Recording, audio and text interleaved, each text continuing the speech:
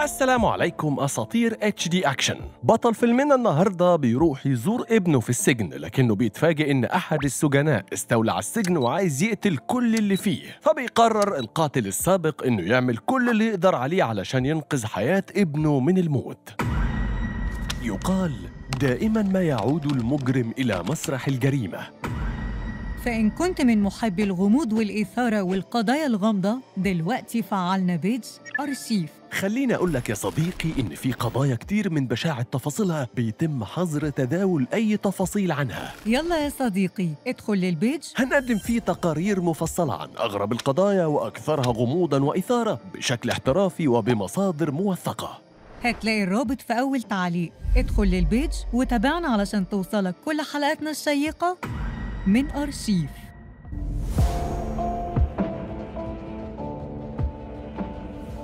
وبيبدأ فيلمنا في لوس أنجلوس مع الشاب فيني اللي قام بعملية سرقة هو وواحد صاحبه، وأثناء ما كانوا بيجروا بالعربية وفكروا إنهم خلاص هيعيشوا ملوك بالفلوس اللي سرقوها، بيكتشفوا إن واحد من اللي سرقوا منهم الفلوس دول بيطاردهم بالعربية، فبيضطر صاحب فيني إنه يستخدم السلاح ويحاول يضرب عليه علشان يبعدوا عنهم، لكنه بياخد طلقة وبيموت قدام فيني اللي ما بيكونش عارف يتصرف إزاي، لحد ما بيقف فيني وبينزل يتبادل إطلاق النار مع الراجل، وبيقدر الراجل إنه يصيب فيني اللي بيشوف مروحية بتقرب منه والشرطة كمان، فبيطلع قدام الراجل وبيضربه بالنار في بطنه، لكن المفاجأة إن الراجل ده طلع شرطي متخفي، وبكده فيني يكون قتل شرطي، وبيتم إدانة فيني بتهمة السرقة والقتل، وبيدخل لسجن مشدد الحراسة، وهناك بيفضل يتدرب على القتال زي ما كان متعود دايما، وبيبقى غضبان على الآخر. وبعد فترة بيصحى أليكس على تليفون من أحد أتباعه اللي بيقول له إنه قدر يلاقي مكان ابنه فيني، علشان نفهم إن فيني منفصل عن أليكس بقاله فترة كبيرة، وأليكس كان بيدور عليه. وأول ما بيعرف أليكس إنه في السجن بسبب إنه قتل شرطي بيتصدم، وعلى طول بياخد عربية وبيتحرك على هناك علشان يفهم الحكاية إيه. ولما بيوصل للسجن بيقابل الحارس سميث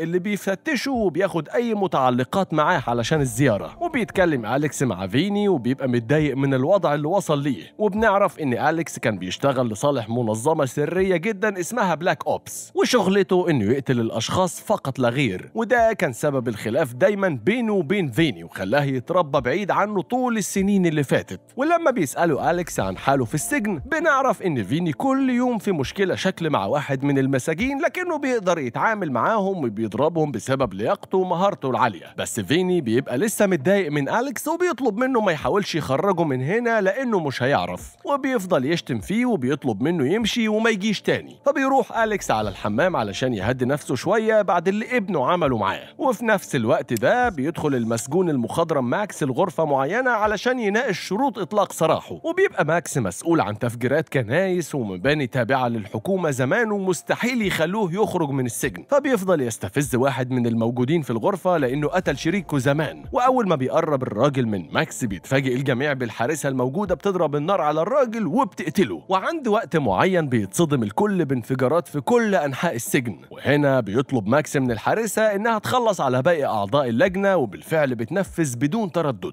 كمان أتباع ماكس من الخارج بيقتحموا السجن عند الإشارة وبيقتلوا الحراس علشان يسيطروا على السجن من كل اتجاه. وبيبدأ ماكس يتكلم في مكبر الصوت وبيقول لكل السجناء إنه بيعرض عليهم ينضموا ليه لأنه استولى على السجن خلاص، يا إما اللي عايز يمشي الباب مفتوح ومحدش من رجالته هيمنعه، بس لو اختاروا إنهم يفضلوا مع ماكس هيحقق كل مطالبهم معاه. وبتبدأ الفوضى في السجن من كل اتجاه بعد خروج المساجين من الزنازين، وبعدها ماكس بيجهز نفسه علشان يطلع بيان للحكومة إنه استولى على السجن ومعاه رهاين كتير، وكمان هيهرب كل المساجين اللي موجودين، وبيأكد لهم إن المكان مليان بالقنابل وأي حاجة هيعملوها هيفجر السجن باللي فيه بسهولة. وبيطلب منهم يفرجوا عن 6 مساجين متهمين في قضايا كبيرة جدا، وكمان عايز طيارة خاصة يركبها ويعبر بيها الحدود بأمان. ولو المطالب دي ما تنفذتش في خلال 6 ساعات هيبدأ يقتل الرهاين واحد ورا التاني بدون تردد. وطبعا أليكس اللي كان في الحمام بيسمع كل ده، وبيخرج يلاقي أحد أتباع ماكس لابس لبس الحارس سميث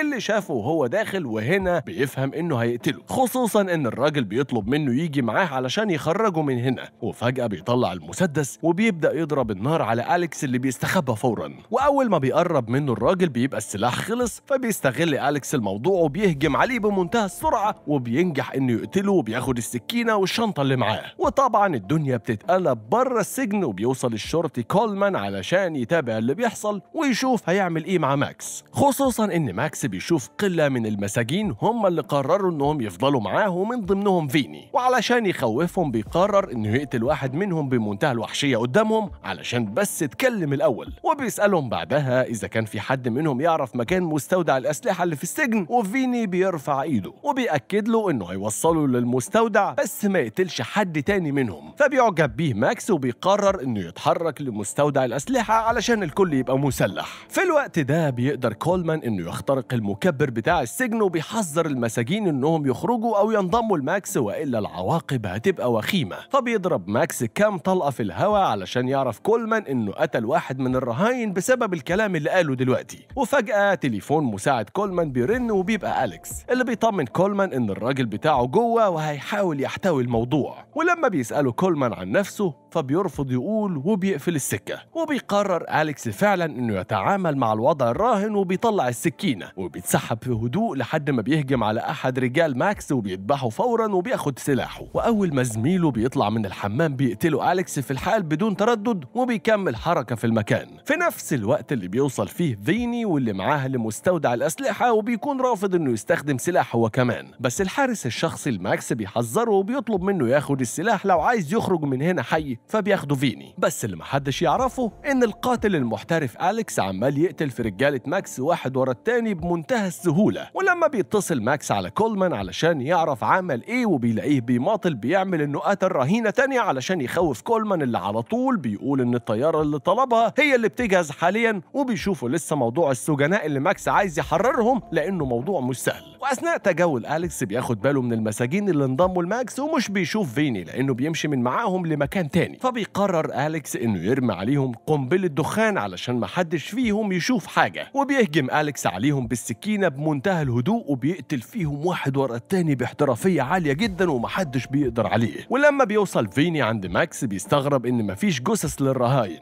فبيفهمه ماكس انه بيخوفهم بس مش هيقتل الرهاين ولا حاجة. وبيبدأ يزرع في دماغه افكار عدوانية تجاه العالم القاسي اللي مش عارفين يعيشوا فيه بشكل طبيعي بسبب الظلم والفساد اللي موجود، لحد ما بيقتنع فيني بآرائه فعلا. كمان بيعرفه ان الاسماء اللي قالها للحكومة هو ما يعرفهمش اصلا، بس طلب كده علشان بس ينشغلوا فيها لحد ما يقدر يهرب من المكان. وفجأة بيوصل واحد من المساجين وبيعرف ماكس ان في شخص قتل 2 من زمايله وشكله مش شرطي. ولما بيحاول ماكس يتواصل مع ال2 حراس بتوعه محدش بيرد، وبيفهم انهم ماتوا. فبيتواصل مع كولمان وبيفهم انه دخل واحد كمان للمكان علشان يموت رجالته ويخلص الموضوع، وبيعمل انه بيقتل رهينة تانية علشان يخوف كولمان اكتر، اللي على طول بيتصل على أليكس وبيكون خايف بسبب موضوع الرهاين، وكمان قدر يدور ورا أليكس وعرف هو مين. فبيقول له أليكس انه مش شايف الرهاين في اي مكان، وشكل كده ماكس قتلهم اصلا من بدري، بس لسه مش قادر يأكد له الموضوع بالظبط. وبيتأكد أليكس من كولمان ان فيني لسه في السجن ومش مع المساجين اللي حاولوا يهربوا. وطبعا ماكس بيبقى متضايق على الاخر بسبب الشخص المجهول اللي بيقتل في رجالته واحد ورا التاني، وبيعرض $1,000,000 كاملة لأي شخص يقدر يقتله ويجيب له جثته لحد هنا. وبيفضل أليكس يتمشى في المكان لحد ما بيلاقي الرهاين كلهم ميتين بالفعل. فبيتصل على كولمان وبيبلغه بالموضوع، لأن كده مفيش سبب يخليهم ما يهجموش على السجن ويدمروا ماكس وأتباعه بالقوات الخاصة. وفجأة أليكس بيشوف قدامه شخص عملاق جدا من أتباع ماكس بيحاول يخلص عليه، ومن كتر قوته لما بيطعنوا أليكس كذا طعنة مش بتأثر فيه، وبيخنق الراجل وبيرميه على الأرض وبيكون عايز يقتله بالسكينة. بس أليكس بيمسك المسدس بسرعة وبيديله ضربات كتير، لكن الراجل بيتحملها وبينزل على أليكس بالسكينة علشان يقتله، لكنه بيموت في اللحظات الأخيرة بسبب الرصاص اللي اخترق جسمه. وبعد شوية بيقدر ماكس إنه يلاقي تليفون أليكس اللي وقع منه أثناء القتال، وبيتصل على كولمان منه علشان يفهمه إنه عارف كل حاجة بينه وبين أليكس. لكن كولمان بيفاجئه إن هو كمان يعرف إن الرهاين ماتوا، بس بيأكد له كولمان إنه ما بلغش الإدارة بتاعته بالموضوع لحد دلوقتي، وده لأنه واثق في أليكس إنه هيقدر يخلص المهمة. كمان بيقول له إنه مش هيقدر يحرر السجناء، بس ممكن يجيب له الطيارة اللي يهرب بيها على المكسيك. وأثناء ما كان فيني بيتمشى بيلمح أليكس وبيفضل يضرب عليه النار من بعيد،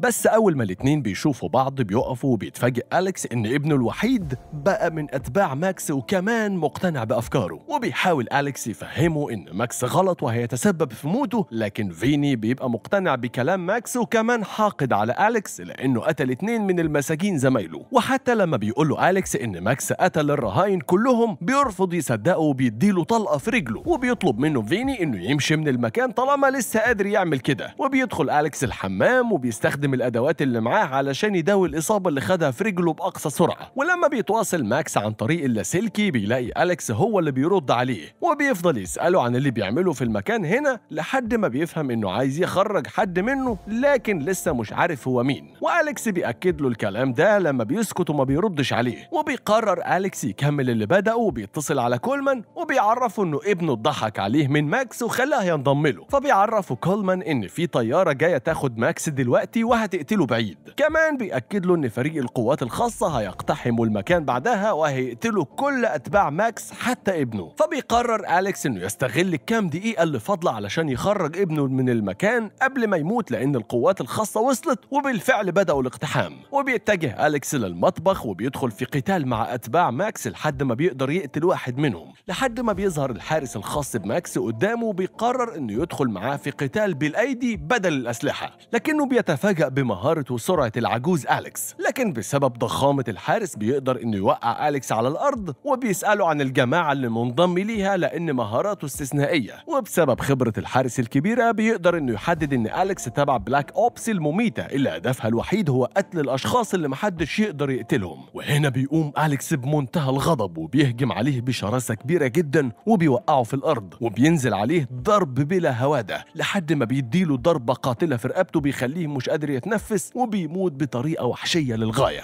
وبيتصل كولمان على ماكس علشان يعرفه إن الطيارة هتبقى جاهزة على السطح في خلال 5 دقايق. فبيطلب ماكس من فيني إنه يتحرك معاه من غير سلاح علشان يمشوا. فبيستغرب فيني إنه هيمشي من غير باقي أتباعه لكنه بيقرر إنه يتحرك معاه.